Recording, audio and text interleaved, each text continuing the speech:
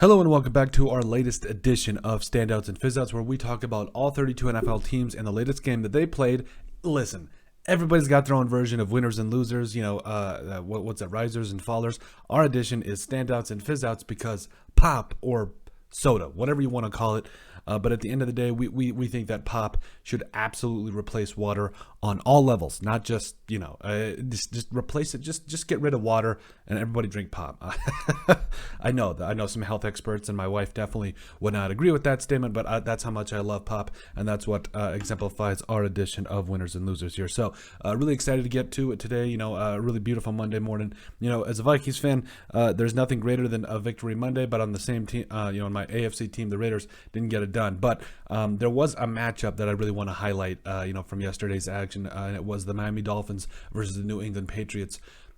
Mainly because there is a lot of things when you watch games like this, you take a lot of different things away, and there was a lot of talk about the Miami Dolphins and what they would be able to do, especially in the regular season with Tyreek Hill, Jalen Waddle, and really, I think Mike McDaniel did a great job in his first game at the helm there. He, I felt like he was one of those guys that coming in there were some questions. How was his particular play calling and style going to translate? And I got to be honest with you, I think it translated beautifully because there was a lot of great things that came from that game. So we'll jump right into it here. The Dolphins came away with a 20-7 win over the New England Patriots, and we'll start out, with standouts for the Patriots, and we'll go into fizzouts as well after that. So I think the running game was pretty promising a lot of the time, even though I will say that you want to talk about standouts. I mean, that Miami Dolphins defense, I know they're probably going to live and die by the blitz, but man, oh man, when it works, it works. They absolutely, in a lot of cases, they were able to do some great things. But at the same token, the Patriots running backs were able to get some things going as well. I mean, Damian Harris had 9 carries for 48 yards. Ramondre Stevenson had 8 carries for 25. So it wasn't like the running lanes were shut down, but because of the tempo of the game, especially later on, they weren't able to run the football as much and mix it up. But overall, I think you're pleased with how those both running backs played in this. Now, Mac Jones, he's not a standout. In fact, I would probably argue that he's a fizz out. 21 of 30 for 213 yards, a touchdown and an interception.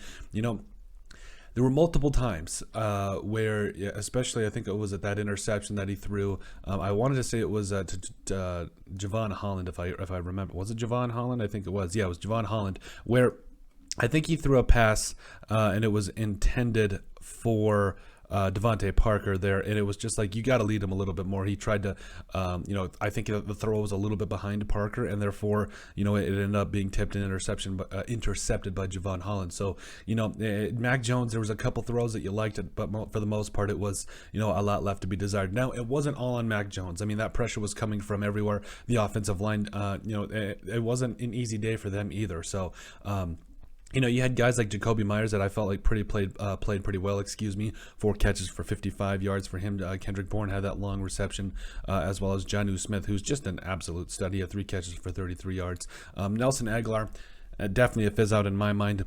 You can't catch a ball like that with 5 minutes left to go in a 2-score game. You can't put that ball on the ground. That's a tough break. But overall, you learn from things like that, especially in the Patriots organization. Definitely a fizz out in my mind. So, and definitely, on the Patriots side, fizz out is allowing that touchdown right before the half to Jalen Waddle. I know that it's tough. You got 2 speedsters, but at the same time, that's 4th and 7. You can't let that happen. You got to find a way to get it done. I can't talk today. It's Monday. I've had my coffee, but you got to find a way to get that done. You got to shut that down, or at least make them think twice about going for it. But, standouts, Matt Judon and Dietrich Wise Jr. both had sacks on the day, as well as Juwan Bentley. When there was pressure, because there was actually pretty good pressure on the quarterback. I couldn't say it there for Tua Tagovailoa, excuse me. There was pressure. Like, let's be real, but also, there was, I think it was early in the game where Christian Barmore had that, that offsides penalty. So definitely a fizz out there. But standouts, definitely those guys like Judon Wise Jr. and all those guys that were able to get pressure. But I mean, you can't have those plays where you give up a free set of downs like Barmore did. So it went hand in hand, kind of with the message of 1 step forward and 2 steps back. They were able to get pressure and do some good things, but at the same time, there's the idea of shooting yourselves in the foot, and that's got to come to an end, and I think it will with the Patriots. It's just one game, but it really felt like just from top to bottom, the Dolphins were in clear control. I think there's a lot of questions facing the Patriots right now. I think that the defense is still really good. Like, this defense was getting pressure. It was defending a lot of it did a pretty good job in defending, but that offense has got to get it figured out. I don't know if it's a thing of more play action. I don't know if it's a thing of better play calling, but I definitely know that that's going to be the key here, is if Mac Jones and company can get this thing rolling. Now, on the Dolphins side of things, Tua Tagovailoa, listen, everybody was talking about how they're going to air it out. Even we were. I will say that, fizzouts is definitely the first half running attack, like rushing attack. Like, if you look on the stat sheet, like it's not pretty. It's like, I think had 65 rushing yards on over 20 carries. Yeah, not great. That definitely isn't great. But what I will say is that when you get into the later part of the game, they were able to kind of seal it away with some key runs. And like I said, I think Mike McDaniel brings a different perspective to running the football, and I think that's exactly what the Dolphins need. But Tua Tagovailoa, he did exactly what he was supposed to do. It was one of those games where, would you like to see him throw for 4 touchdowns? Yes, but at the same time, you don't want him to throw away a lead either. And he didn't. 23 of 33 for 270 yards, 1 touchdown, no picks. And like I said, I felt like he did a fantastic job of really orchestrating that offense.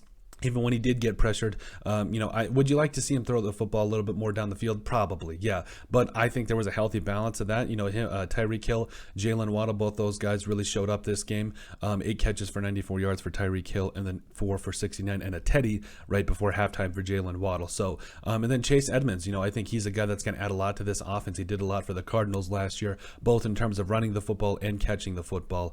But like I said, I think that this was a very positive step in the right direction for the Miami Dolphins offense, especially being able to run the football late in the game and seal that one away. And then, man, standouts.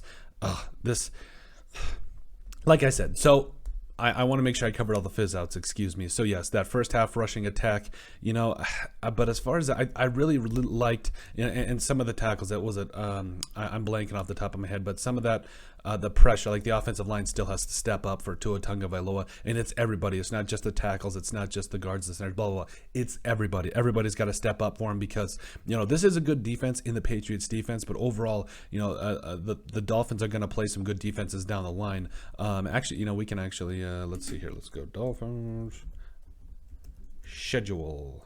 Yeah, they're going to play some really good teams here. I'm actually going to go ahead and so you got the Bills in week 2. Yeah, you want to talk about good defensive lines? Absolutely.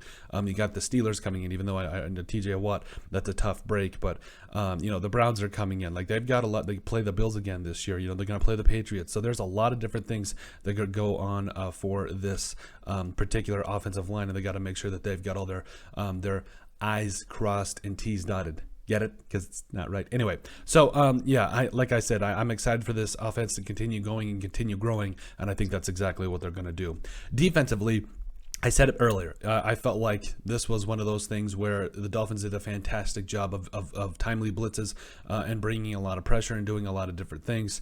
They even got a touchdown. I believe, I want to say, was it Emmanuel Ogbah? I can't remember who forced it. Maybe it was, I think it was Brandon Jones, excuse me. Yeah, that had 11 tackles, by the way. Led the team in tackles, had that timely blitz, that led to that touchdown right at a critical time for the Dolphins. So you get a touchdown from your defense, your blitz, and Emmanuel Ogbah doing his thing, Javon Holland getting that big time interception, and it was just a tough day for the Patriots on offense. It really was. So I think this defense, and we outlined it last year, how we think that they are one of the most underrated defenses in the NFL. If they can play like they can, I don't think there's a team that can really keep up with the Dolphins if Tua Tagovailoa can lead them the way that I think they can. So this defense only allowing 7 points to a Bill Belichick team is pretty impressive. But this defense, I think, is going to continue to get better and bring a lot of different things for this team. So, and like I said, it really does depend on how it all works cohesively.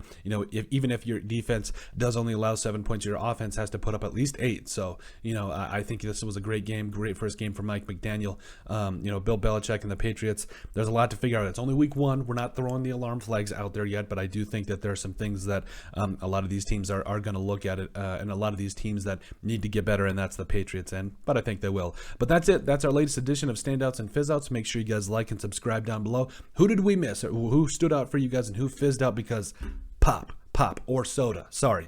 Choose whatever you want. Also, let us know what kind of pop you guys drink, whether it's Mountain Dew, Pepsi, what is it, a Cherry Red Pepsi, whatever it is. Let us know what you guys drink, but also let us know what you guys think, and make sure you guys like and subscribe, and then finally give us a listen and sub on iTunes. And if you have anything else you'd like us to cover, send us an email at thesportsbp@yahoo.com, or put it in the comment section down below, and we would love to cover it. But let us know what you guys think about the standouts and fizzouts from the Miami Dolphins versus New England Patriots matchup.